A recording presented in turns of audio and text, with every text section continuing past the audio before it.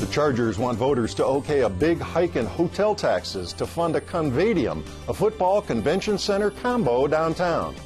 SDGE was among 9 employers in San Diego County to be hit with state fines for safety and health violations affecting workers. And Democrat Bernie Sanders is the first to bring his presidential campaign to San Diego as California's June primary comes into play. I'm Mark Sauer. The KPBS Roundtable starts now.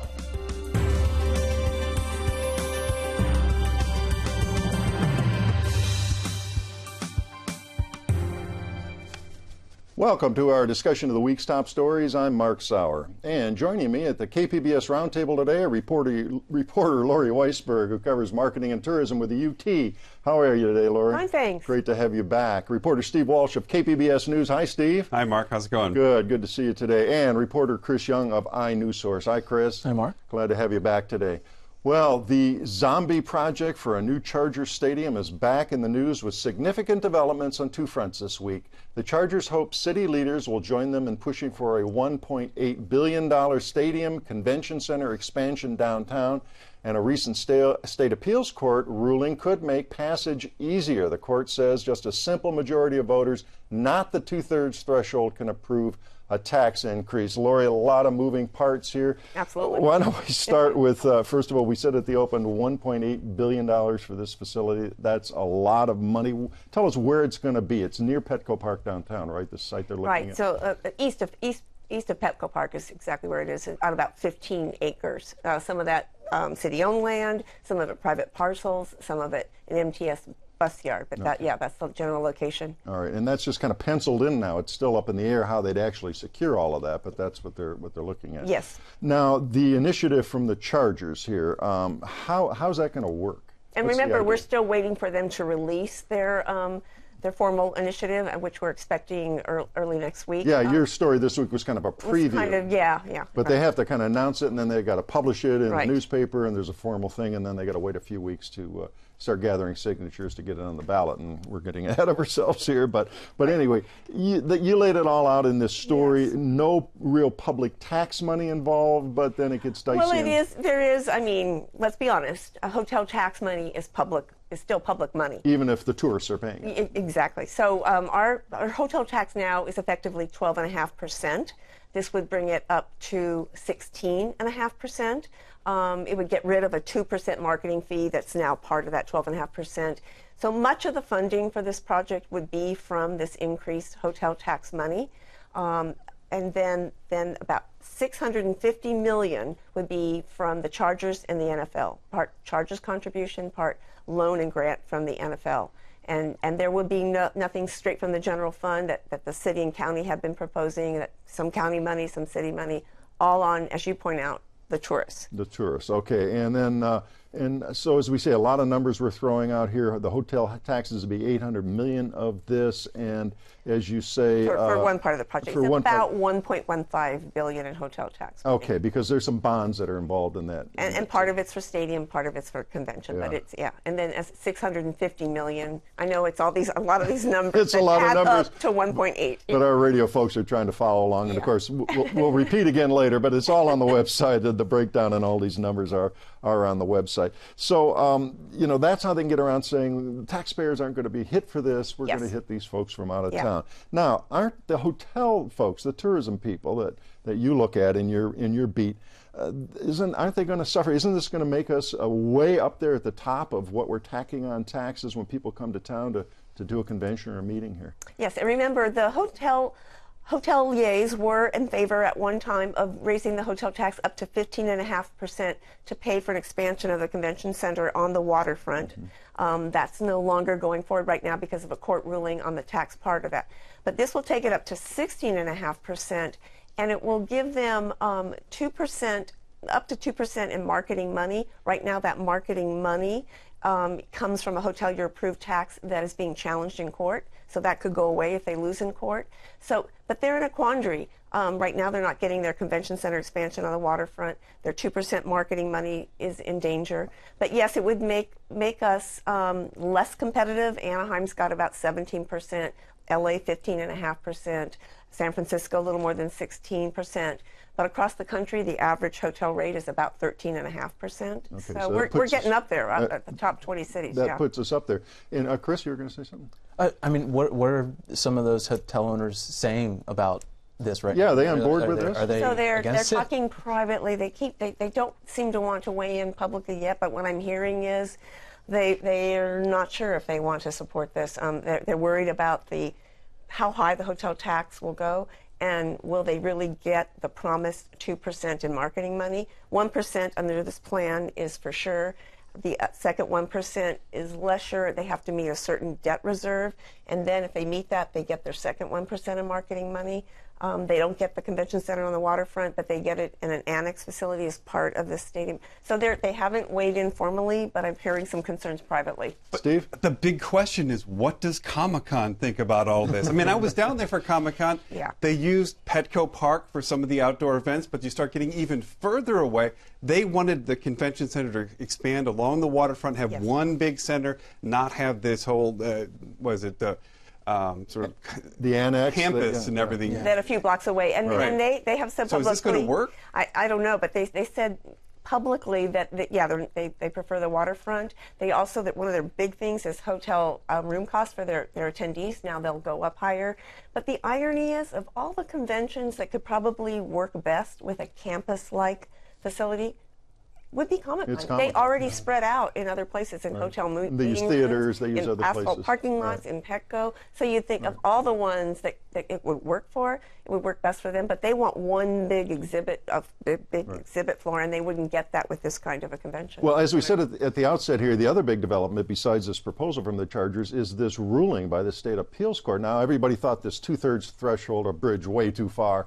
And now it's a simple majority here. How might that play into this whole dynamic of getting this thing passed? Well, what we're hearing is that the Chargers are still going with the idea that they have to do a 2/3 majority, because that court ruling, while it's very significant and it was at the appellate court level, it really doesn't have standing, or it really isn't finalized until the California Supreme Court weighs in and says yay or nay to that ruling. But that could help this measure and many others tremendously, as long as it's part of an initiative, a citizen's initiative, not part of a government-imposed tax. So which is what this would be, a citizen's initiative. Exactly. So this could be a big boost for getting their passage if it really is the law of the land. We've been going back and forth. Are they serious? Do the Chargers want to stay? Are they just sort of going through the motions and just so they can go up to L.A.? Do you think they're serious? Do we know now whether or not they really are serious about staying with San Diego? I know there's many conspiracy theories out there. To me, the time and the money they're spending on this suggests that they are serious. I'm not sure if they necessarily want, and some feel that they think they might be kind of second fiddle to the Rams in L.A., and that all Unwanted things being equal, up there, that they'd want to be in San Diego if they can make this work. I think they'd prefer to be here. It seems like they're serious. As I said, they're spending a lot of time on this. Chris? And do they have a couple of plans, from what I understand, about the architectural drawings of what this stadium would look like? And one is with it being on top of this. How does that work? No. Well, yeah, the stadium itself and the playing field would be on top, and the convention center part would be below that. Or the other idea is beside it, or as part of this campus, like a separate building. But we haven't seen those drawings. I'm hoping that we see them next week when it's unveiled. All right, a few seconds left in this. We mentioned the hoteliers. We talked about other folks, whether they're going to get on board. What about the city leaders? Mayor Faulkner, he's been the whole Mission Valley Qualcomm site plan. Other folks, He's not saying much. They're wait to see on the official announcement? They keep saying we're waiting and seeing. I'm getting the sense there might be tepid support or sort of ambivalence right now. We don't know. I don't know how they're going to support it, but we do know that the Chamber and former Mayor Jerry Sanders, who is the CEO of the Regional Chamber of Commerce, has said that, hey, let's take a look at this. They want to. Okay, well, last question here. We got this competing measure here, initiative from Attorney Corey Briggs, former Councilwoman Donna Fry. That's there. What if they both get on the ballot? Would they both pass? Aren't they exclusive in some ways? What happens? Yeah, they say different things, and the question is, will they step aside? I don't think they will. Is there some deal they cut with the Chargers? I mean, and it will be confusing to voters if both are on the ballot, because I don't know that they would be seen as complementary measures. They almost seem more like rival measures. Maybe everybody votes no, or maybe we bring Donald Trump in to negotiate the big deal with everybody. Exactly, yeah. Well, we'll have to see. We'll certainly be watching this next week if they make this announcement and move along.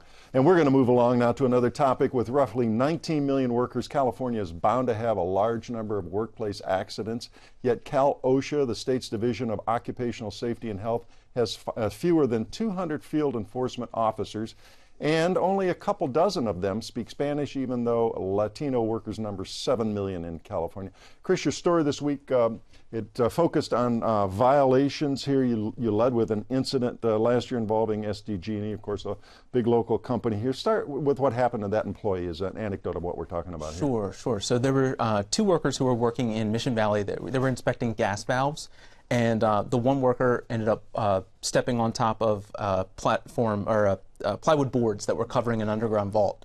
And he stepped on these boards and they gave way, and he ended up falling 7 feet into this concrete vault and breaking 8 ribs. Now, when state inspectors ended up inspecting this after this accident, they saw that SDGE 5 years before had found that those boards were in disrepair and needed to be replaced. So nothing was done. And nothing was done. So what they did was they slapped SDGE with a $70,000 fine, and that's the maximum penalty you can get under the law per one violation. And they called it a willful violation, basically meaning that the employer intentionally or knowingly committed the violation.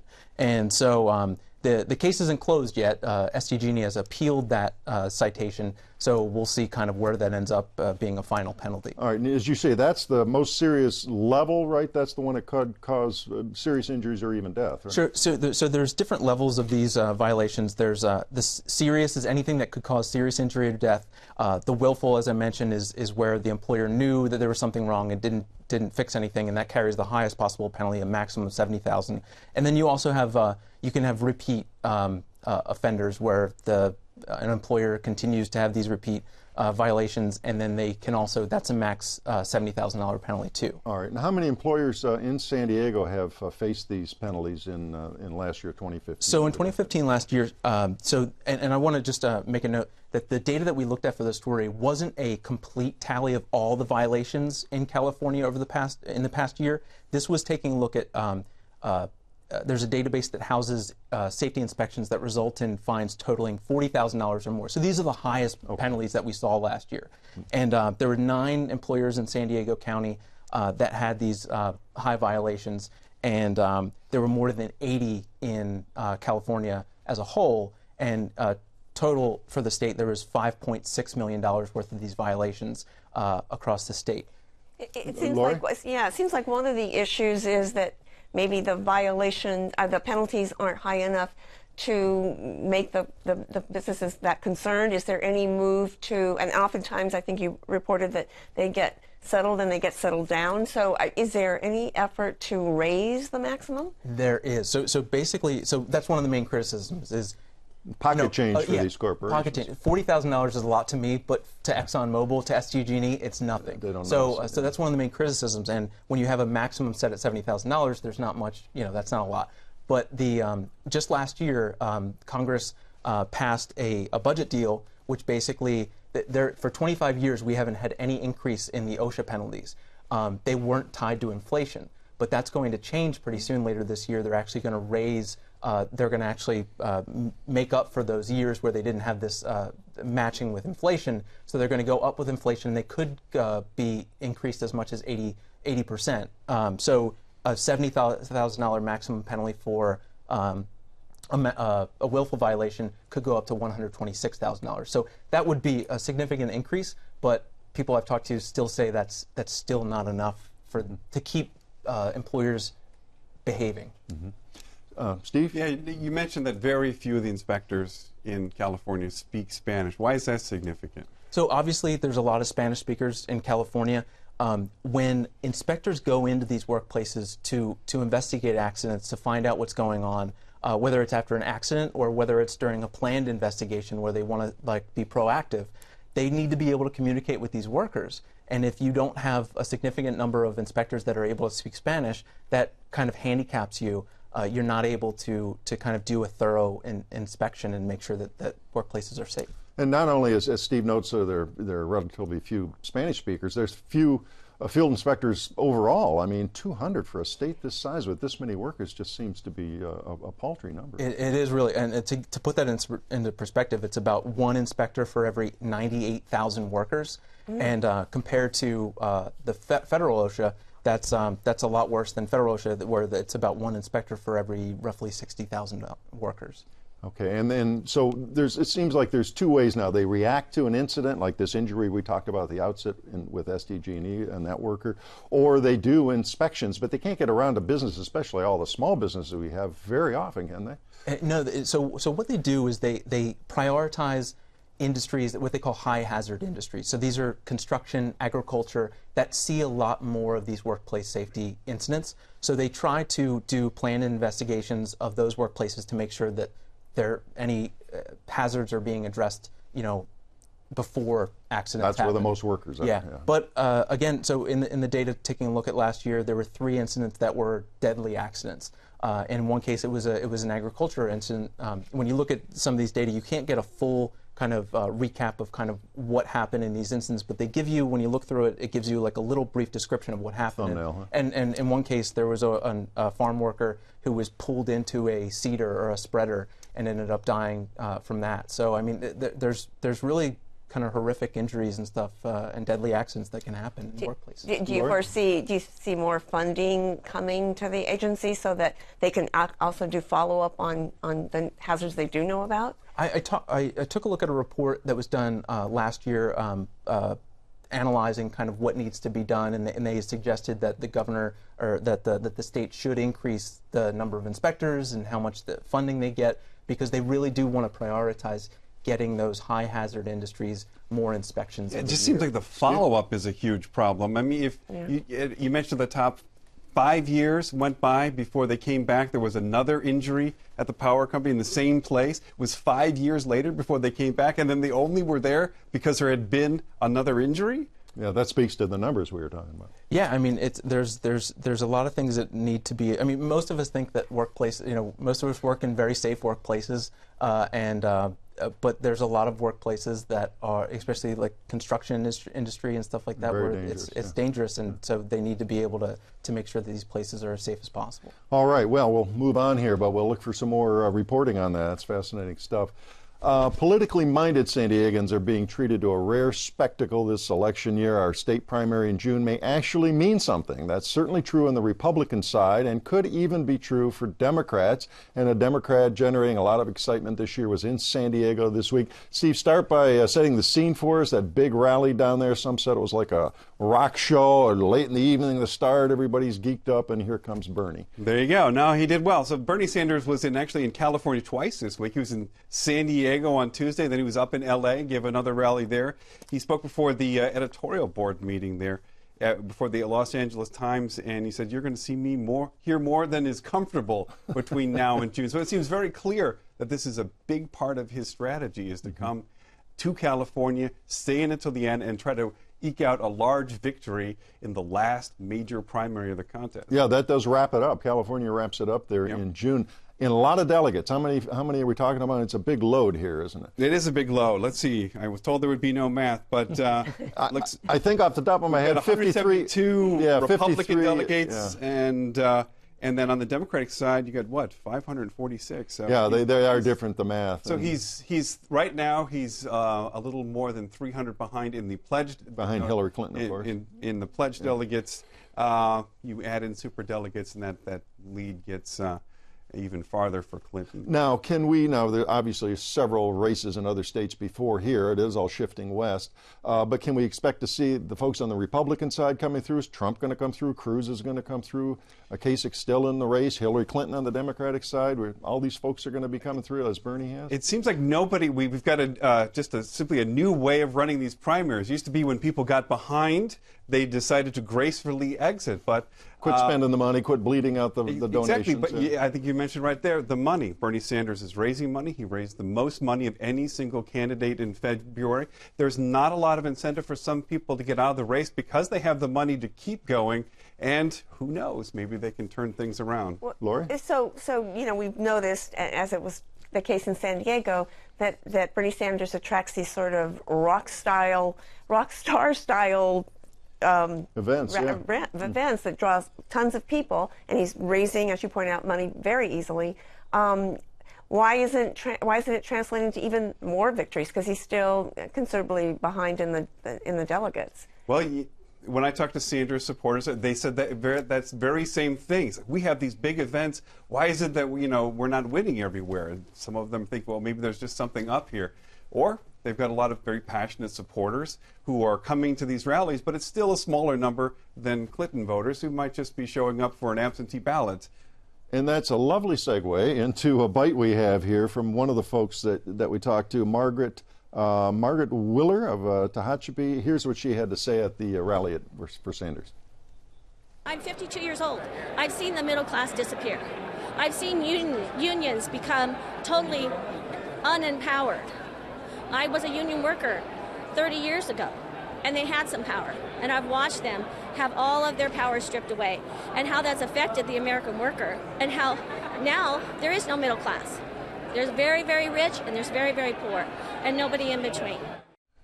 Well, she's got Bernie's message down there. Now, some of these folks waited hours, right? I mean, they were pretty dedicated. She came from a long way away. Oh, yeah. People were coming from all over California. They waited in line for hours.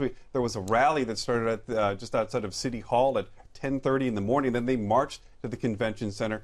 When Bernie was speaking, they much later in the evening. He didn't come on until close to 9 o'clock. There were still people still trying to get through security to get into the hall. Wow. So, well, that is certainly impressive, Chris. What was the makeup of the crowd? I mean, was it pretty diverse? I mean, a lot of people always say that his crowd is usually a younger white crowd, but what was the diversity of it?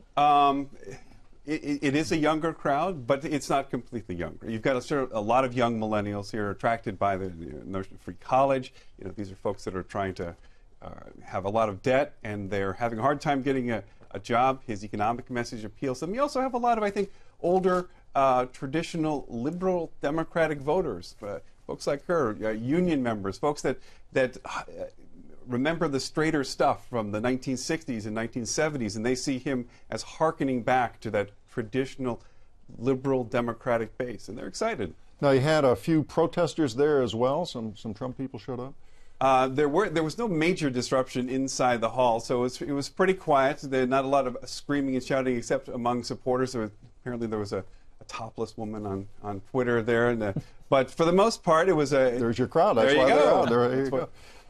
Though he has a reputation for getting, I didn't smell anything other than maybe a little vaping in the stadium or anything like that. It seemed like a pretty broad base. Night blooming jasmine, nothing else. Whether or not it's a large enough base to actually win California, keep in mind back 2008, Hillary Clinton did the very same thing, went all the way to the end, and happened to win California that year. So the question is, I guess, is will California, for once, make any difference in the Republican or Democratic outcome? It seems like on the Republican side, if they really are moving towards a brokered convention, then any chit they can pick up along the way will work for them. Whether or not Bernie Sanders can get close enough and stay close enough all the way through and then pull off a very large victory in California, that seems like it seems like a bit of a long shot. He seems to admit that he's got a very narrow path to victory at this point, but also he doesn't seem to see any reason to get out. And he stuck to the issues in his speech. I think in your story you said he was talking about the evils of Wall Street and big pharma corporations and Walmart and other folks like that, right? Right. His traditional economic message and keeping money out of politics. He's also, over the last month or so, really trying to expand his base. He had Rosario Dawson introduced him. She's a star in the TV show Daredevil. She's also the co-founder of Voto Latino. And she talked about the need for immigration reform, and he talked about the need to end deportations. He's clearly trying to broaden that base. As he moves into California and a border city like California, and into the West. San Diego. Of course, It didn't quite work in Arizona that night. Now, yeah, right. He lost Arizona, which was the delegate-rich of the 3 states that voted this week. So he won 2 out of 3. There's Bernie for you. He won 2 out of 3 this week. And Sanders still didn't overcome Hillary Clinton's lead in the delegates. No, he didn't, because 2 smaller states and 1 larger state, and these are all, of course, proportional. So it's very hard on the other side of this for Clinton to come and knock him out of this. But there just aren't the winner-take-all states there that can simply overcome it. So it seems like he's going to be fairly close throughout. And what happens after that, I don't know. All right, a few seconds left here. Big week in politics, world events. Sanders spoke on the day when the terrorists attacked there in Belgium, and he had to address that. And of course, he did. I think everybody did that on the campaign trail. I wouldn't say he had really made that a centerpiece of that, but he did talk about the need to attack ISIS, to defeat ISIS, and he talked in terms of working with our Arab allies to try to make that happen. So obviously a contrast to Hillary Clinton, who was much more hawkish that day. Right, okay. All right, we will have to leave it there, and we'll see what happens when everybody gets to California here in June. That does wrap up another week of stories at the KPBS Roundtable. I'd like to thank my guests, Lori Weisberg of the San Diego Union Tribune, Steve Walsh of KPBS News, and Chris Young of iNewsSource. A reminder, all the stories we discussed today are available on our website, kpbs.org. I'm Mark Sauer. Thanks for joining us today on the Roundtable.